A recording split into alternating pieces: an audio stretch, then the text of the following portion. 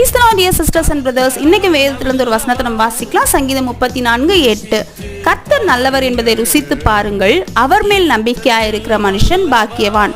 இந்த வசனம் பார்த்தீங்கன்னா சங்கீதக்காரனாகிய தாவீது தான் சொல்லியிருக்காரு.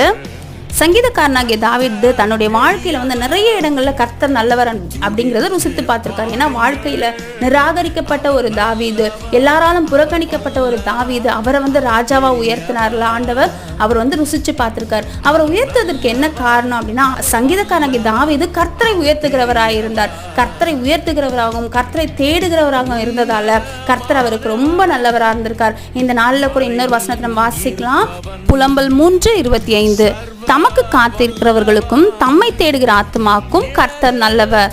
கர்த்தருக்காக காத்திருப்போம், கர்த்தரை தேடுகிறவர்களாக இருப்போம். கர்த்தர் நமக்கும் மிகவும் நல்லவராக இருப்பார். கர்த்தர் நம்மை ஆசீர்வதித்து நம்மளை பலப்படுத்துவார். ஆமென்.